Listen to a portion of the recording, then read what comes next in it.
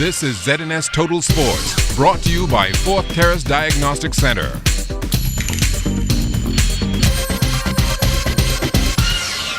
Welcome to sports, everybody. The BTC Track and Field Championships, the Nationals that will get underway tomorrow at the Thomas A. Robinson Stadium and will run through Sunday. With Thon Coley-Mint, he looks to make his presence felt in the men's triple jump. The season has been a little shaky at the beginning. My indoors wasn't as good because I had to fix some technical problems with my form, and I had a bad ankle. But since outdoor started, it's been tremendous. I've had a PR of 1675. So I've stayed healthy this year, so it's been great. I've qualified for the Commonwealth Games and CAC, but my goal is to stay healthy and hopefully to get a personal best. You must miss Levan in the triple jump this weekend. Yeah, I mean, I wanted him there to stay healthy, but he got to do what he got to do. I'll just see him next year, you know. At this point in time and stage in your life, I know you were saying you wanted to go heads up with Levan. You've done it before, but now you're on the collegiate level. When you did it, you were in high school. You think you can beat him? Back then, I always used to look up to him. I always used to see him jump far. You know, I was like, wow, I always wanted to be like that. I always wanted to hop, step, etc. But now I've grown into myself, so I think I could give him a good push. The countdown is on to the Bahamas Powerlifting and Weightlifting Championships, and as Julian Gibson tells us tonight, come this Saturday, lifters will be headed to Grand Bahama in search of a national title. Benson, according to Bob Braun, there are a number of young persons getting involved in powerlifting, but the males still outnumber the females. Out of 100%, we have about 35% females and the rest are males.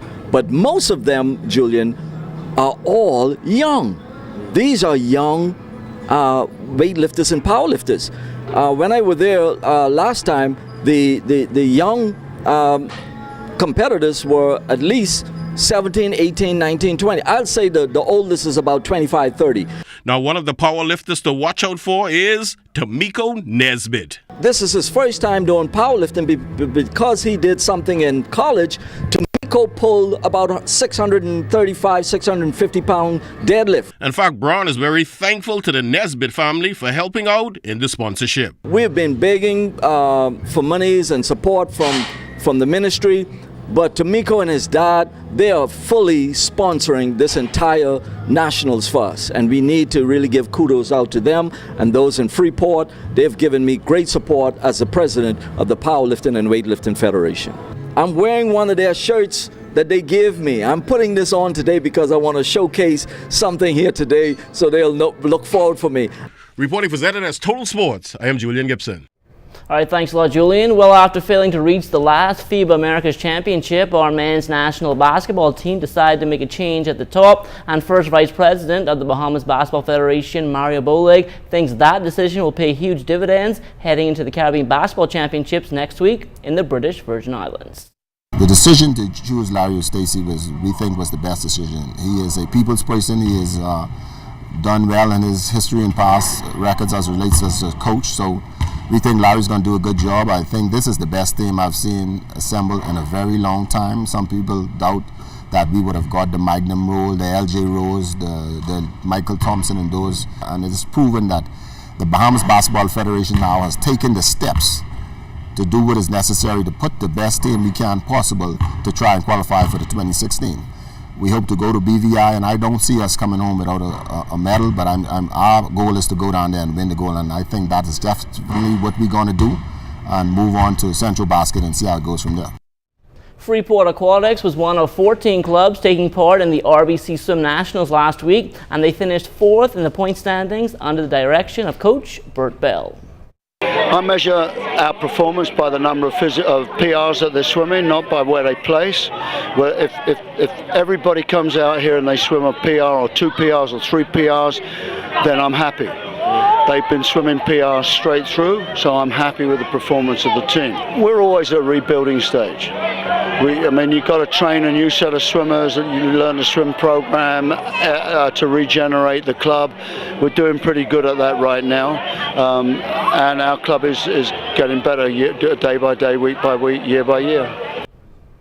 Yesterday's massive blackout affected the team here at ZNS as we look to complete our track and field challenge. As you can see, the only light on the Eastern Parade grounds came from our very own camera.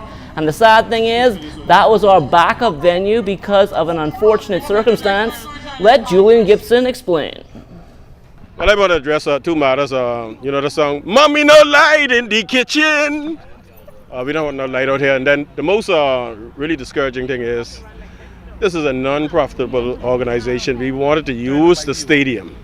You know, we wanted to have just a little 50-meter dash, 100-meter dash. Julian, and they said, $900. no, Julian. y'all have the letter, so I want to have my facts. They said $900. Money. Man, we don't make no money, man. We wasn't charging nobody to the gate. We wasn't selling nothing. Preach it. And $900, come on. But yeah, they could come to me for an interview. I'm seeing people on the track. I can say, come up with your $900. So our softball challenge has now been postponed to next Wednesday, and the venue is still to be determined. And that will do it for sports, but stay tuned. The Bahamas Tonight is back after the break.